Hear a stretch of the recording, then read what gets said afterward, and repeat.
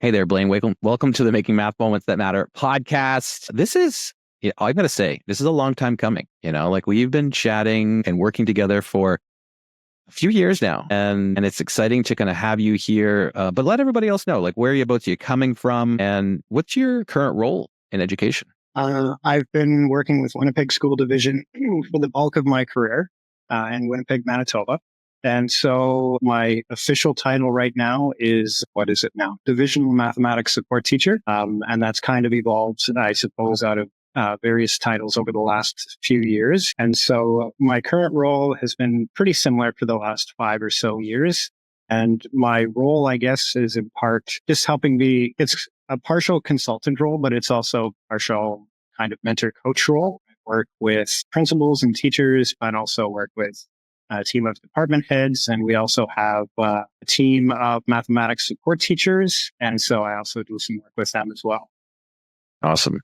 Now, we ask everyone on the podcast same question, which is your math moment. When we think about, like, when we say math class, and you think back to like this thing that sticks with you, but I'm going to put a spin on this for you. So I'm going to say, like, if you think about, like, I don't know, like a leader math moment. So because you're in a leadership role, because you're supporting teachers, because you're doing some of the guiding around what your math improvement goals for the year are at each school or the district level.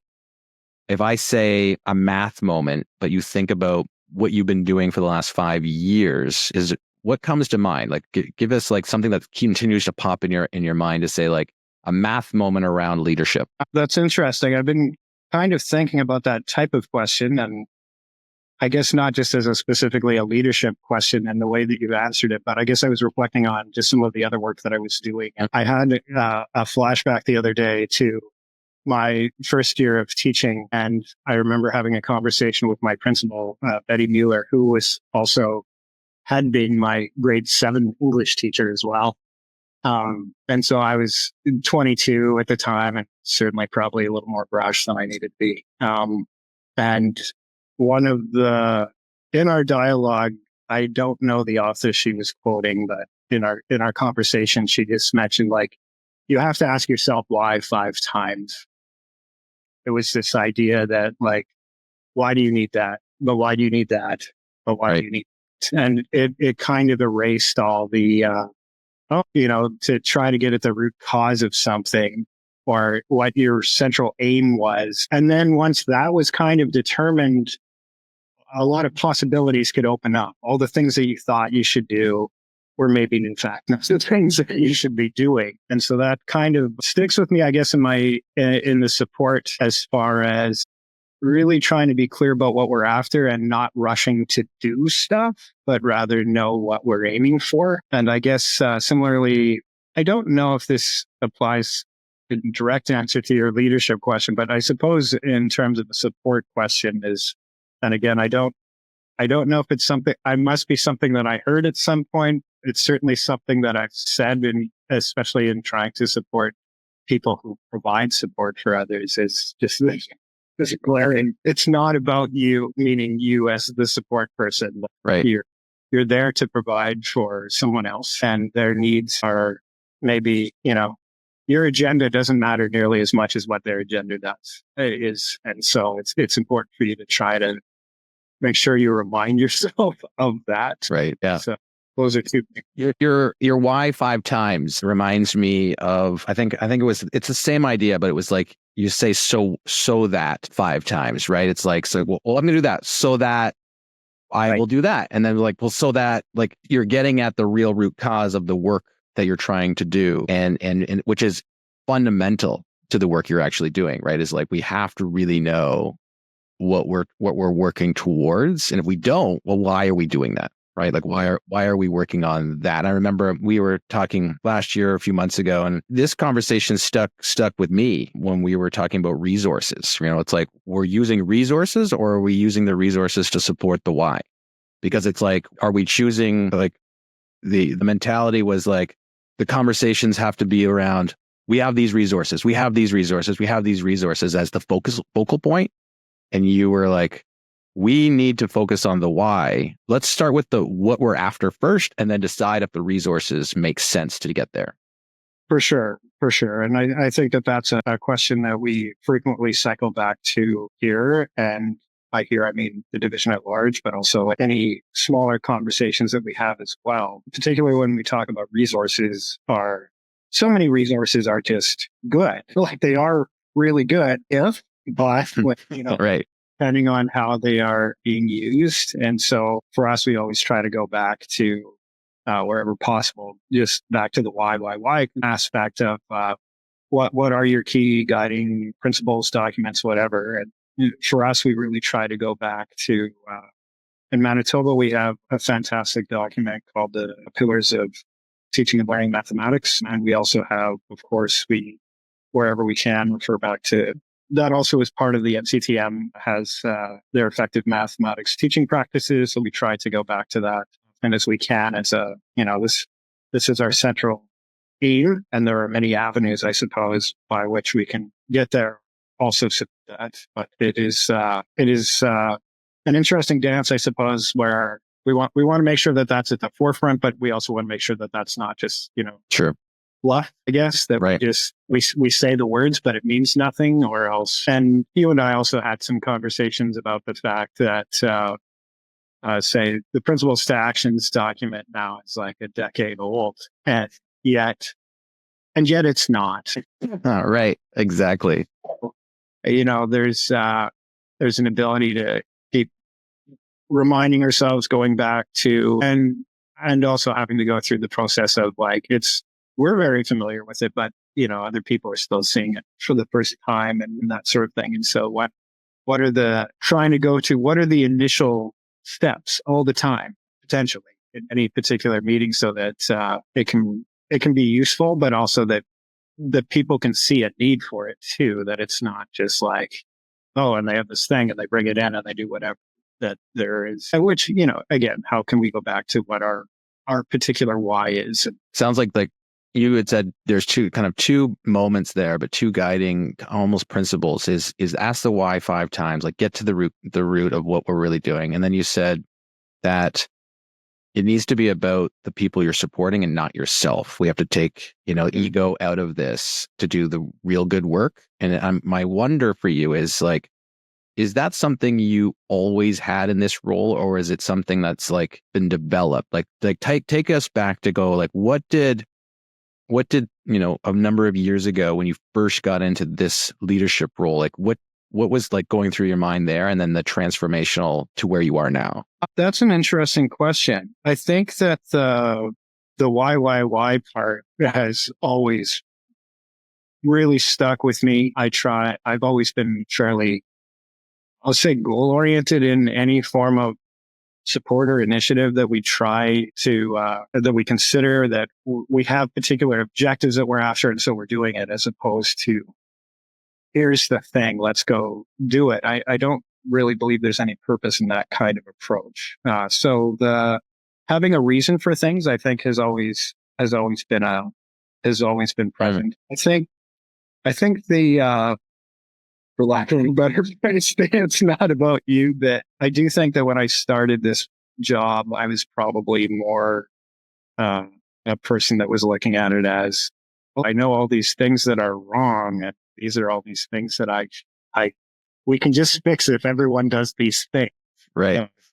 And that, I think, it's changed. I will say that it's not there are elements of it that I won't pretend that that's entirely gone. I think, though, that my view of what the everything is that everyone can do is just different now.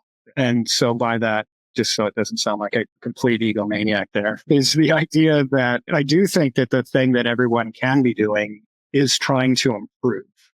And I'm not really quite so concerned anymore with what they're working on as far as the specific thing that they're trying to improve. And so a lot of the work over especially the last couple of years, is trying to sort of refine. And I think that our conversations are often about this, just the nature of what, say, a school math plan can look like, or regardless of what its scope is, that you're thinking about more what is your goal that you're after? What is the one little thing that maybe it could be something very small. It could be something medium. It could be large. And I'm not really so concerned anymore about the what specifically that people have decided so much as what are the things that we can do to support people in trying to achieve whatever that goal is to be. No, I think that is a huge, in a way, realization that I think many people in our leadership roles have, I'm not going to say have to, but like would be great to come to that realization. And I think,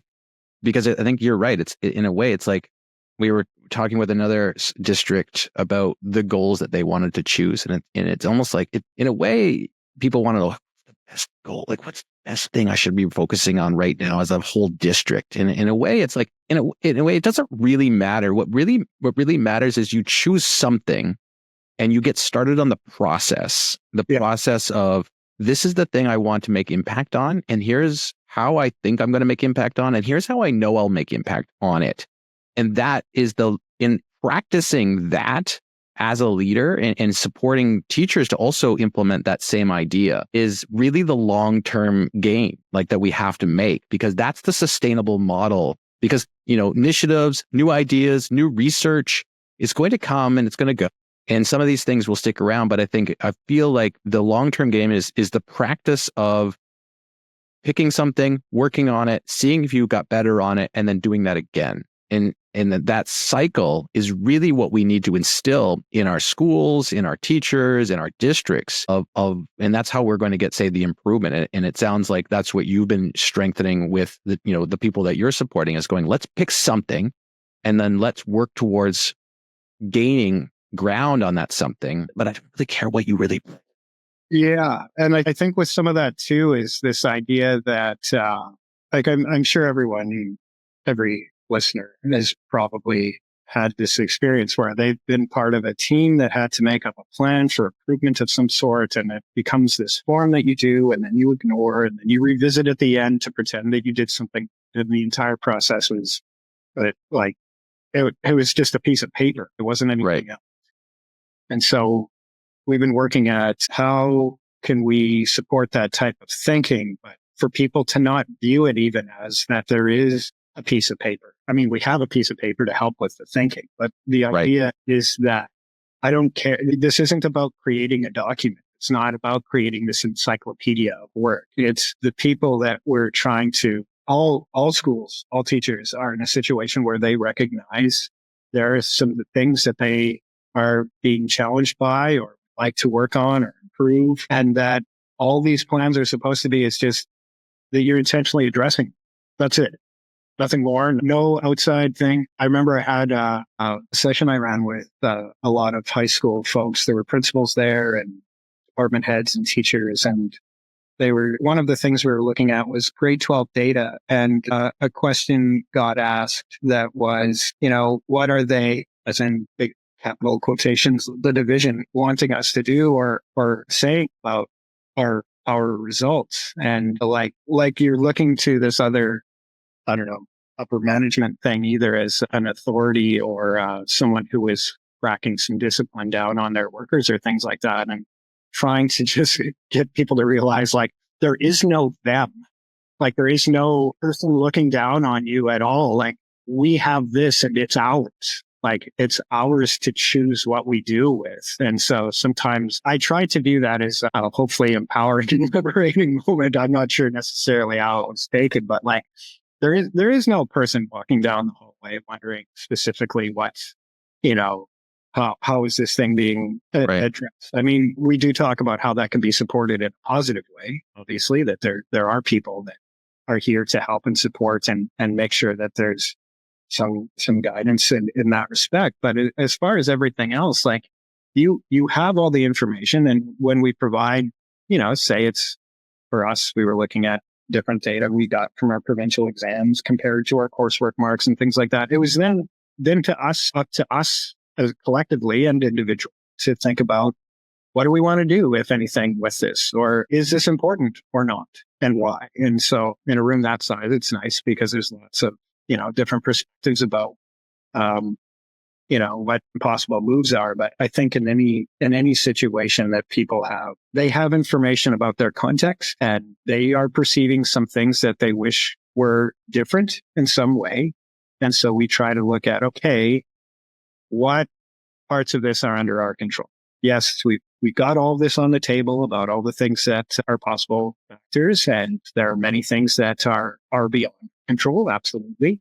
And so within our particular locus of control, what is our next move? And then let's try that. Let's see how that goes. And for it to be okay that the thing that we try flops. Try to emphasize that a lot. It's just like the win is that we tried to do something to address it when we're stuck in a potential, the stagnation and certainly some trying to set it up so that we can have some quick wins is something that's nice to do, but also to just celebrate the fact that effort was taken here to address our situation. That is our win. And I think another thing that I really try to get at too is, and maybe COVID helped with this as a realization. I don't know, but I think that COVID did help with this in some way, where when we look at school improvement in the not so good version of it, where it is like, say, the form that you fill out and it doesn't go anywhere, we sometimes feel like there's this, sometimes you do feel like there's this whip being cracked about like, you have to improve, you have to improve, you have to improve. And then it ends up being, as a teacher, I felt like, who are you to say that I need to improve? Like, why are you saying this? I'm working really hard, or I might think that I'm good, but I certainly I know that I'm working very hard at my job. And this idea that there's something somehow wrong with me, telling me that I'm always having to do better is insulting. Right. And certainly not a good feeling. Like, why are you having this observation of?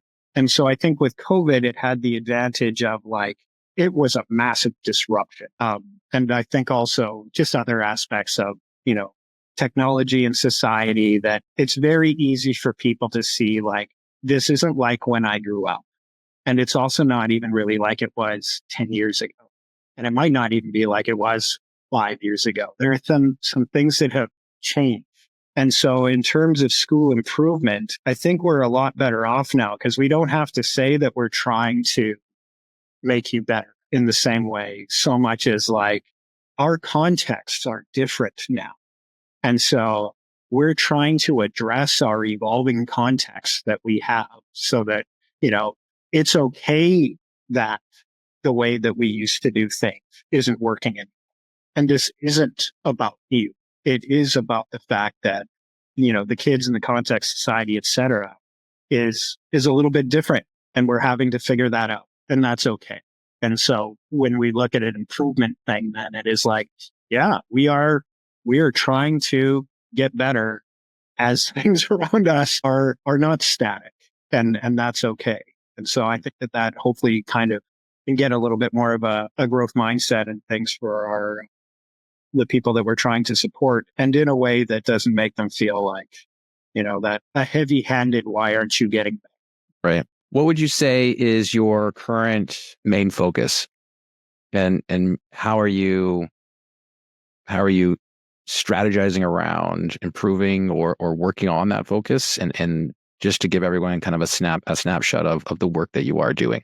Yeah, I think it actually disconnects very much to the rest of this conversation, which is just how can we help people see any form of improvement in mathematics, leadership, teaching, and learning as being something that we can work toward and plan. I think largely in paralleling the type of work that you do across divisions and schools, I've never really felt that you were pressuring anyone in a particular direction necessarily, so much as your approach is we're looking at what improvement can look like. I would say something that is a little bit more of a focus over the last couple years has been the leadership side of things. A lot of our stuff in the past has kind of been based on professional learning opportunities for teachers, and we've done the things like Thinking Classroom and Make Math Moments for the last couple of years as well. And then just our own various initiatives as well. But the last couple of years, we've really tried to add an element of mathematics leadership,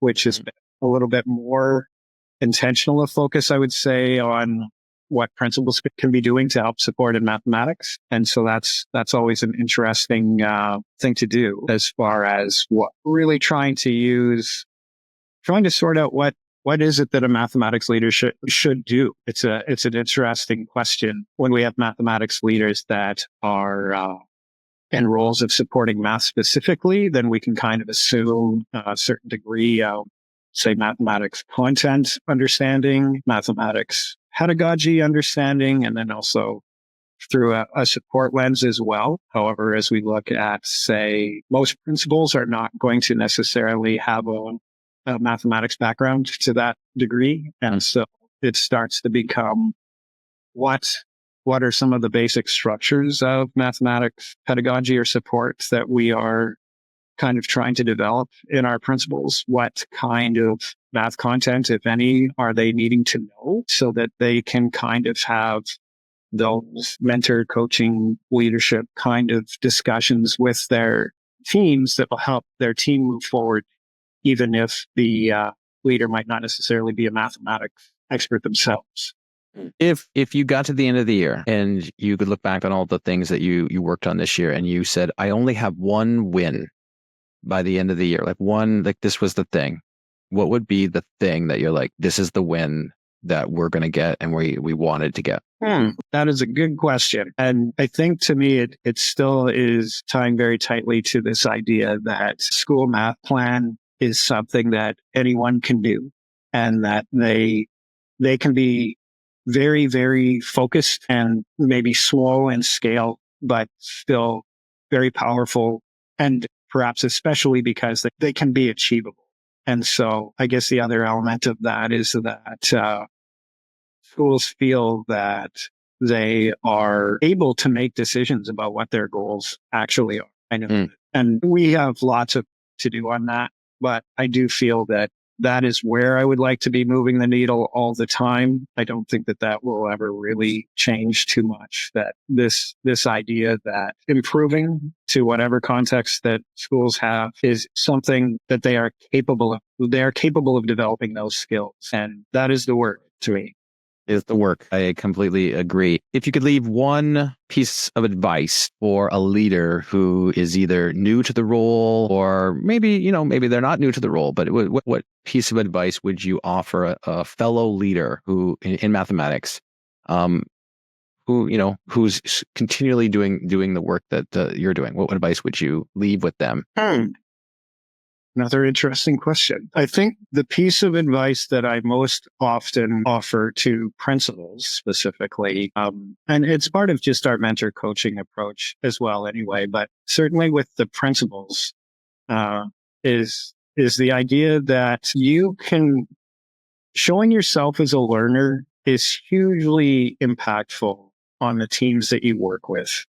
And I mean, the math teacher is going to know that the principal is not necessarily a mathematics expert. But nonetheless, the principal can be aware of, some key guiding documents or say 8 math teaching practices. It's a short list. It's succinct. It can fit on a page. But understanding what that stuff looks like is a lifetime. And so you've got an opportunity there, I think, for principals to just walk into classrooms and show themselves as a learner as far as, hey, I've got these teaching practices and I'm just here to see, how do you do these? This idea of, and, a heads up would be nice, obviously, like, hey, math teaching practice number 2 says blah, blah, blah. I just want to see what that looks like in our school. And then it becomes, okay, now we get to have a conversation. And, the more rooms they're going to see, the more of an understanding of what their context is going to be. And then hopefully some opportunities are going to arise where, if you are looking at change in some particular way, you're going to have a more clear idea. But more importantly is it's not seeming arbitrary. And I think those conversations between leaders and teachers are so important. And like I said, it also provides it an opportunity to be a learning conversation for both sides rather than I'm coming at you with this or. One last question here, Blaine, and then I'll let you get on with your busy day. We've been working together for a few years now in supporting roles in different fashions. What would you say is your biggest takeaway from the work we've done together? It's funny. I'm not trying to make it seem like I'm a one-note person here, but this conversation has been about largely what does improvement look like? How do we plan for it? And as I said earlier, like I almost don't care what people are working on, really. I mean, in the background, obviously, there's a general direction, which I hope we can help people move toward. But so much of it is just that how to try to position people so that they can see and make those initial steps to what if you want to call it a plan or improvement plan or anything like that, that they can do that. And I think that your approach and the conversations we have with the North American group in general, like they really resonate. Like it just that's the sound of those conversations, right? And it's always just so I don't have the right positive attitude. It's just fantastic listening to those people with those different perspectives. And you get to hear the, hey, you're at different places, or hey, I've been there and I've done that. And it's different. And, you know, you might be in a totally different place, but it's, you know, that road to, okay, what are some actionable next steps? And, you know, what's a realistic objective for us that we can try to move toward? And I think that's sort of been the main thing that I've gotten out of our work together. Awesome. Blaine, I want to thank you for joining us here on this episode, and look forward to keeping up with our regular meetings, our regular check-ins, our regular support. And I think I might maybe see you a little later today in another call, but thanks so much. Okay. Thanks, John.